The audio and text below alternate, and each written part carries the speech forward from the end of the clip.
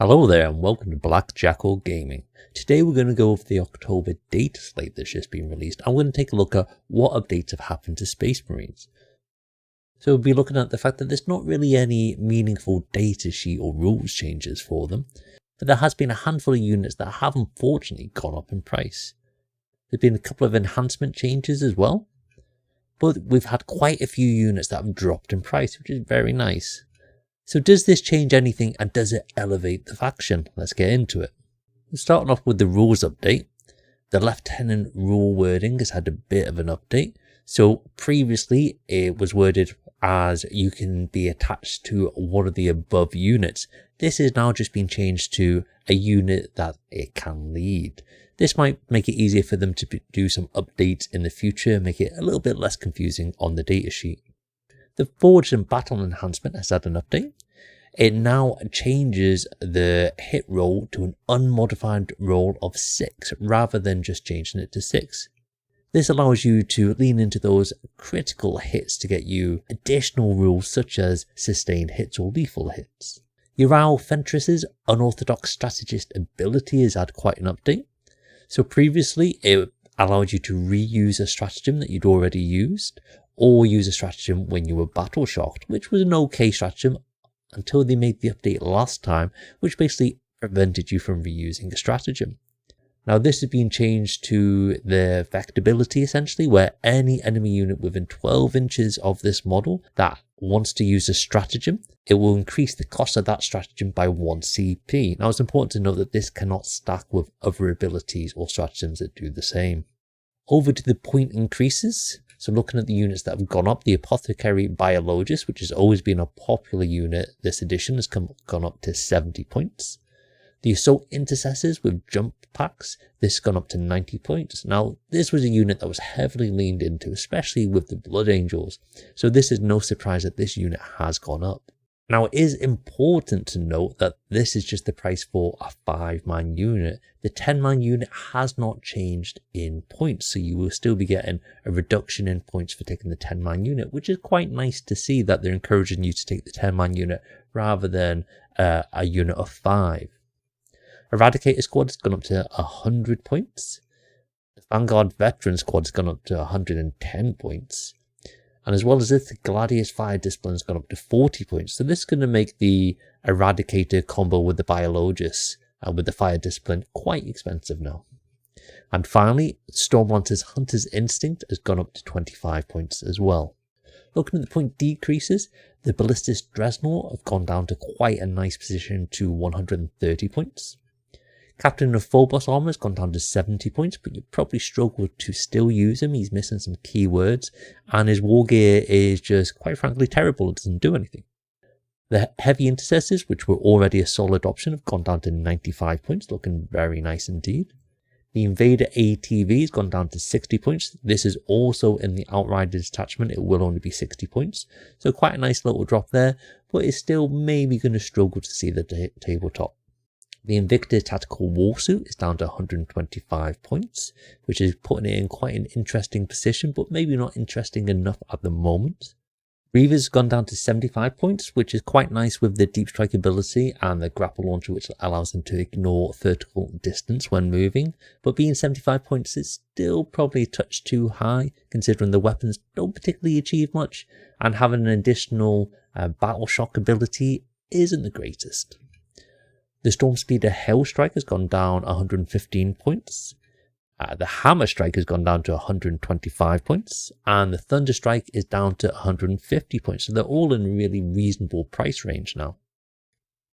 The Suppressor Squad has gone down to 75 points, which is quite a reasonable point place. It's probably maybe leaning towards slightly cheap for them. Fortunately, it's very hard to pick these up because they've never been released as a solo unit to purchase. Terminators gone down to 170 points, so they're looking a little bit more reasonable now. Assault Terminators have also come down to 180 points, but they are still looking a touch on the expensive side.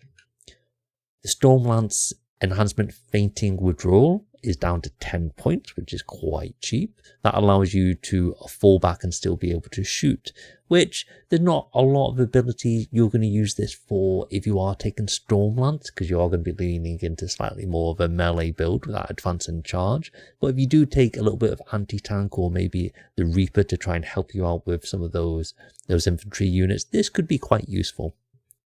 Rebooted Gilliman has had a big drop. He's down to 285 points. Recently, as of earlier in the year, he was a whopping 350 points. So he's dramatically come down in the amount of points it's going to cost to take him. So now that all the dust is settled, where does this leave Space Marines? So quite a few of the units have had a drop in points, and they are in quite an interesting position. Some of these are going to start showing up on the tabletop a lot more.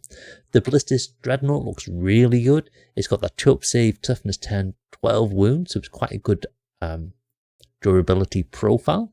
It also gets that reroll to hit against units that are above half strength, and it does have those 2 las cannon shots coming in at strength 12.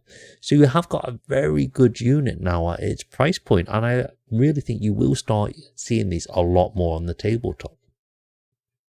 Suppressors are really cheap for the movement. They can deep strike. They have the additional movement with the jump pack.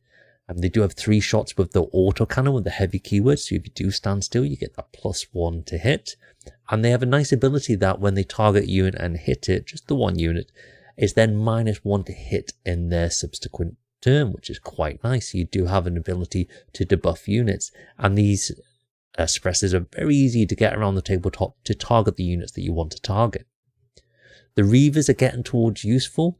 They're not quite there yet. They're probably still slightly expensive. The jump pack intercessors going up does help them out a little bit, but they're still not as good. They don't have as good weapon options. Once they do deep strike, they then don't have the movement that jump intercessors do.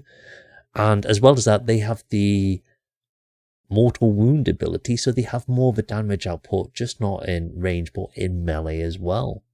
So to come in not too many points short, you're probably going to struggle to see these on the tabletop. Although they are quite nice models, they have struggled since they have been produced. They're still really struggling to find a place for them to live. The Storm Speeders are all in a really good spot. None of them are poor choices. They're all reasonably priced. A bit of a pain to put together the kit's mind, but they are in a good position. The Hell Strike looks very interesting because if it does hit a unit, you can grant your army-wide an additional AP when they're targeting that unit. So that's really going to help some of your ability to punch through the medium armor. We've got quite a lot of hard-hitting weapons with low volume, which probably doesn't need it because it's got the higher AP anyway. But if you are relying on more bolters and heavy bolters and autocannons, and you're targeting the likes of Space Marines or Terminators, or just the more durable medium-sized infantry, that additional AP is going to go a long way. The Terminators are getting towards quite usable. They are quite durable, being that toughness 5 and the 2-up and 4-up save, so they are quite good in that instance.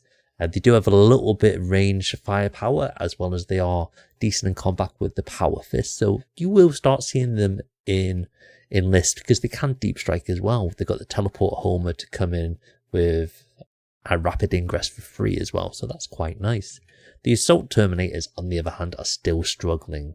Their ability is rubbish. You don't really need a battle shock ability when most armies are going to have the ability to pass the battle shocks. It's not all that meaningful, and you do have to get into combat with them to do it. They don't have any ranged output, so they're reliant on their melee output, which is not quite there for the price point. If they had a better ability, you might see them a little bit more, but there's no way that these guys should be more expensive than normal Terminators. They probably should swap the points down around and drop them both by 10 points again, and then you probably might see them a little bit more. Heavy Intercessors were already really solid choice at that price point, having that toughness 6 profile, as well as that they gain the +1 to the save against damage 1 weapons when they're on an objective. It makes them really hard to shift. The biologists going up does make it a little bit more difficult to take, because you could use them as a cheap option to have the fire discipline with them if you didn't want to pay out for the heavier hitters. Now they're just more of a durable objective holding unit, which is quite good at 95 points to have all those wounds, the toughness 6 and that save, so they're not too bad. The Eradicator meta might be dead. We did see that getting a lot of play lately. It would be the Eradicators, 6-mana Eradicators with the Biologists given the lethal hits, and then the Fire Discipline given the sustained hits, as well as the critical hits on a 5+. Now that all 3 of those have gone up in price, you are going to have to drop at least a unit from your army to try and get this in. Some people will still lean into it, but the juggling act you're going to have to do with units to try and drop this amount of points while still getting to that 2,000 points is going to be a little bit more on the difficult side. So Rabute has had a massive drop in points, and it's going to make him a little bit more interesting because he does have that ability to select a second alpha moment target. Now this will only activate if the first one has been killed, so it's quite useful at that price point, but you can choose the ability with him to give the additional OC instead, which is quite nice. If he's within 3 inches, he does have lone operative as well, so it's very hard to target him. And he does have the natural 2-up, 4-up save. He's quite tough and got quite a lot of wounds. And he does have the ability to get back up 1 time on a 3+, so he's quite a nice durable unit. He can add a little bit more oomph to the first company if you do lean in the Terminators, because they do have the ability to target an alpha moment target and get that +1 to hit. So if you do lean into Terminators and you take out your oath target, you're then going to get that +1 to hit into another target as well, which is quite nice. Now we do know first company do need all the help they can get. I think we are stepping towards quite negligent how GW have handled this detachment. It was dead on arrival, it was terrible, all the units were overpriced or nerfed. So there was no real reason to play this detachment. All the units that you could select would do better than the other detachments.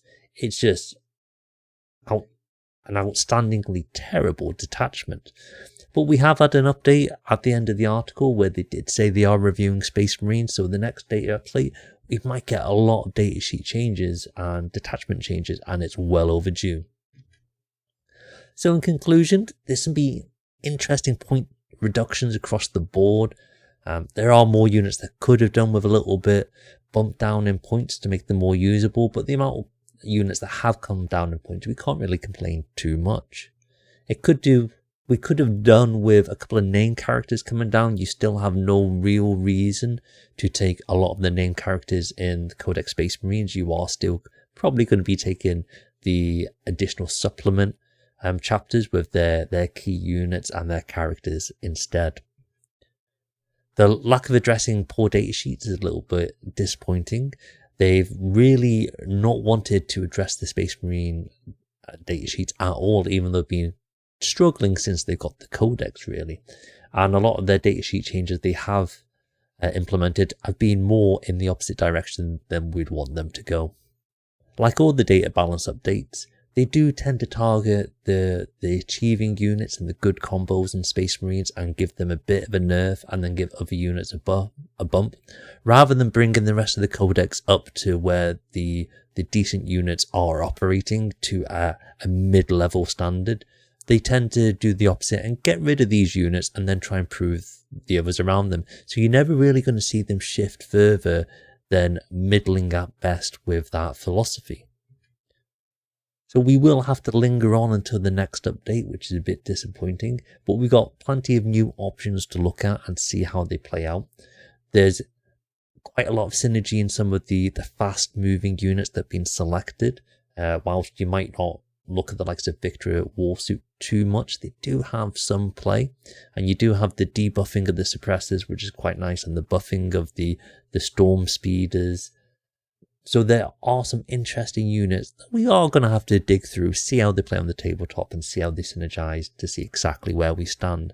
I think it's a positive step in the right direction, and it looks like they're going to be taking a much bigger step with the next balance update. So it probably was more of a lighter touch just to keep them slightly more competitive whilst they do things in the background.